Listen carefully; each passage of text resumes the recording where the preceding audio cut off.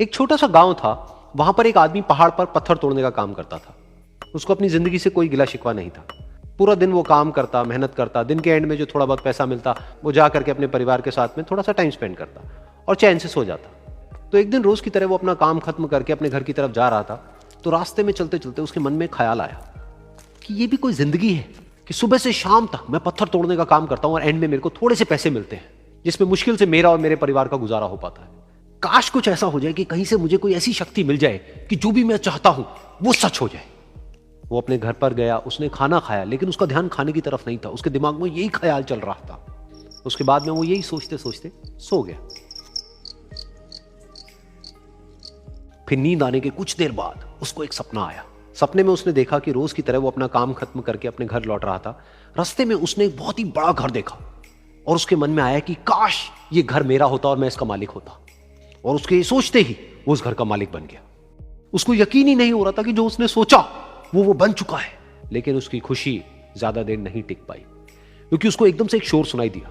उसने अपने घर के बाहर देखा कि एक बहुत बड़ी रैली निकल रही है, जिसमें बीचों बीच एक पॉलिटिशियन है जो ऐसे ऐसे हाथ हिला रहा है। और वहां पर जितने भी लोग खड़े थे सब उसके नाम के नारे लगा रहे थे, उसके आगे हाथ जोड़ करके खड़े थे, सब उसको देखने के लिए तड़प रहे थे।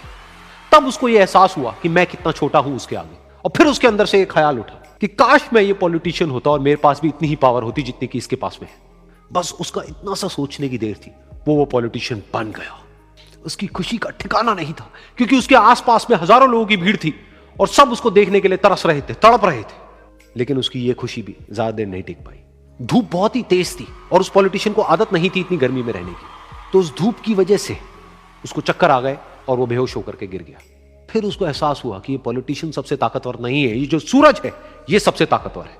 और उसके मन में आया कि काश मैं ये सूरज बन जाऊं तो मेरे आगे कोई नहीं टिक पाएगा।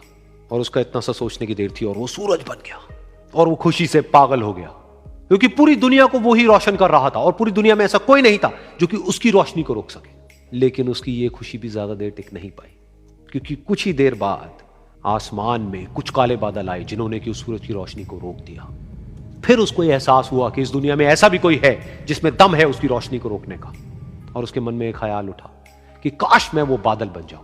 और वो बादल बन गया और आसमान में उड़ने लगा। उसको ऐसा लगा कि मैं आसमान में उड़ रहा हूं और अब मैं जहां चाहे वहां जा सकता हूं।